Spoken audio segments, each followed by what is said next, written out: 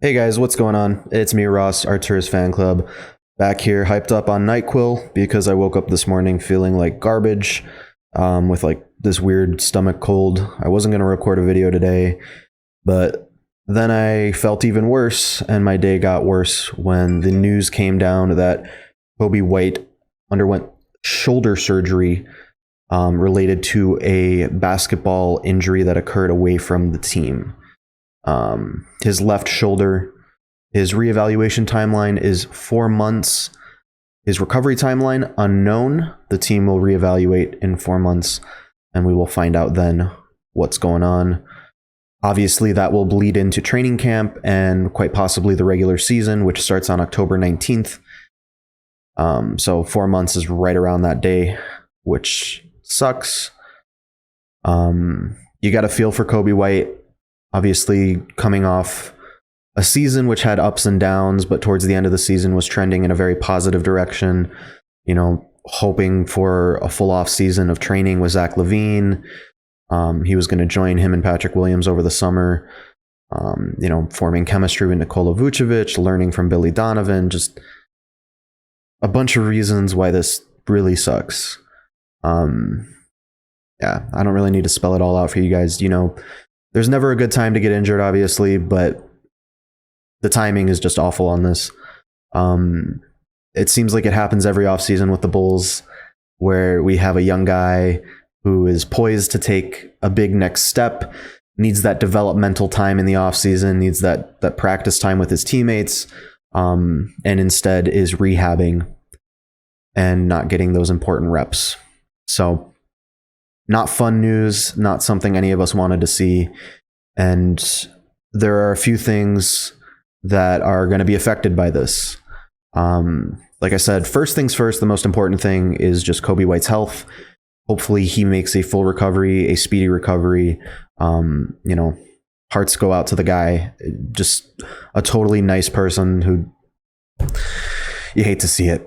But the next thing that comes into my mind is the fact that the Bulls are already focusing on acquiring a point guard this offseason, and now that priority becomes a need. The only point guards other than Coby White going into this season on the roster are Tomas Satoransky and Ryan Arcidiacono, who aren't starters. And if Coby White's going to be hurt starting the regular season, I don't feel great about those being our only 2 point guards on the roster. I'm sure you guys don't either. Arcidiacono might not even be back. There's a team option that might not get picked up. And Satoransky has been kind of rumored to be in that potential trade market, or maybe he gets waived. We'll have to see what they end up doing with him. But yeah, the need to acquire a point guard has just increased. The Bulls are going to be a little more desperate, maybe, to potential teams that are in trade talks with them. It might hurt our leverage a little bit, because before you could say, well, okay, you don't want to trade us Lonzo. That's fine. We have Coby White. We're excited about his potential and his future, which we still are. Mind you, an injury right now doesn't change how excited we are about his future and what he can accomplish. It just really puts a damper on this season, which is so important for the future of the team, trying to retain Zach LaVine. Obviously, the trade to get Vucevic, he's not getting any younger. We need to make some moves to actually make a playoff run. So this is an extremely important time for the Bulls. We can't be sitting around doing the whole developmental year thing anymore. It's just it's time. It's time to win some basketball games. And Coby White is supposed to be a part of that, or he is supposed to be a part of a trade package to get a guy who's a part of that. And once again, that is going to be dampered by the fact that he is hurt. A team is likely not going to take him in a trade if he is hurt. That's just the truth. Maybe if we include some other assets in that trade, Coby White looks a little easier to take on, because you can wait if you're getting other assets with that. But right now, it's putting us in a very tough position. So we'll have to see what AK and Mark Eversley end up doing. If they want to go the free agency route and throw a bag at Lonzo, that's starting to look a little more likely than a sign and trade, because at this point we don't really have much to trade for Lonzo. Now, if you give Lonzo the bag, I know a lot of people are not fans of the idea of throwing a lot of money at him. okay, well, the cap will go up. It always does. And Coby White gets to stick around and there's less pressure on him. So maybe it's easier to swallow for the Bulls to give Lonzo a lot of money if you have the knowledge that Coby White's still around.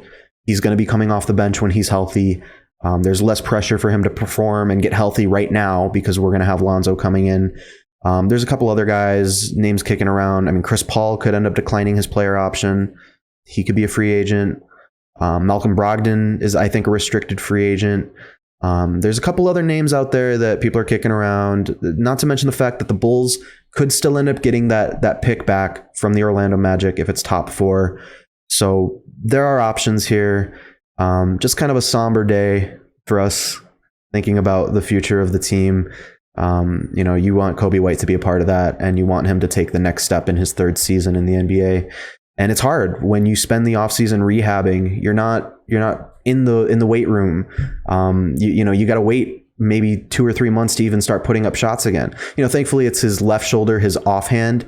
But that doesn't make it any better. He still has to rehab. He still has to take time off the court, which is super important to be on the court with your teammates.